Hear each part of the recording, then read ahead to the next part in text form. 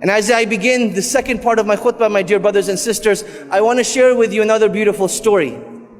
This is the story of a man who was originally Egyptian, but he lives in the beautiful city of Al-Madinah Al-Munawwarah. And he has made Hajj for the last 20 years in a row, every single year. And he was doing an interview recently, and he was asked, you as a janitor, as a poor man, what do you think is the cause that Allah subhanahu wa ta'ala keeps calling you back to His house? So in this interview, the man says, this is purely from the blessings of Allah subhanahu wa ta'ala. And I'm not sure of the exact reason, but I do remember a particular incident in my very first Hajj, that I saved up for the whole entire year before I came for my first Hajj. And I went on this great journey. And as I'm on a bus on my way to Mecca, I see this old woman who is old in age, big in size, struggling to walk with her cane. And you can see that she is in an immense amount of pain. So I thought to myself, what type of individual would I be if I as a young man sat on the bus and this old woman had to walk all the way to Mecca?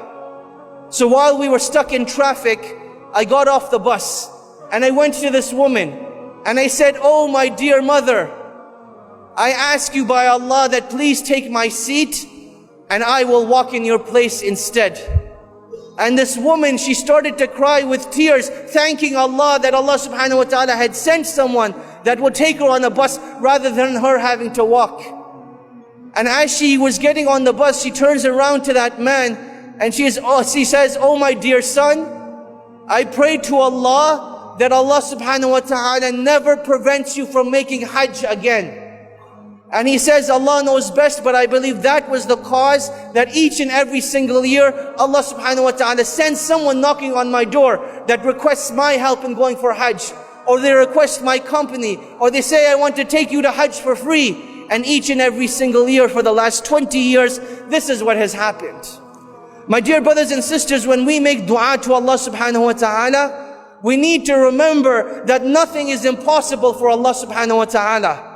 Ibrahim alayhi salam, he was thrown into the fire and Allah subhanahu wa ta'ala told the fire to be cool and peaceful. Maryam, the mother of Isa, Allah subhanahu wa ta'ala granted her a miraculous birth, even though it was not humanly or physically possible. Isa alayhi salam was born speaking in his cradle. Yunus alayhi salam was devoured whole by a whale and taken to the bottom of the ocean. And when he called out to Allah, Allah subhanahu wa ta'ala was there to protect him and grant him that which he desires. My dear brothers and sisters, that is our relationship with Allah subhanahu wa ta'ala. وَآتَاكُم مِّن كُلِّ مَا سَأَلْتُمُوهُ. That if you were to ask Allah subhanahu wa ta'ala, Allah subhanahu wa ta'ala is shy to turn our hands away empty-handed.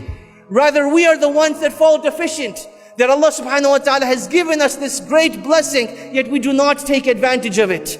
My dear brothers and sisters, Allah subhanahu wa ta'ala does not get angry when we keep asking for the things that we want and desire. Allah subhanahu wa ta'ala becomes angry when we don't ask of Him, when we think of ourselves self-sufficient. My dear brothers and sisters, Allah subhanahu wa ta'ala has legislated this act of dua as our relationship with Allah subhanahu wa ta'ala. It is our way of conversing with Allah subhanahu wa ta'ala. And that is why it is one of the most beloved acts of worship.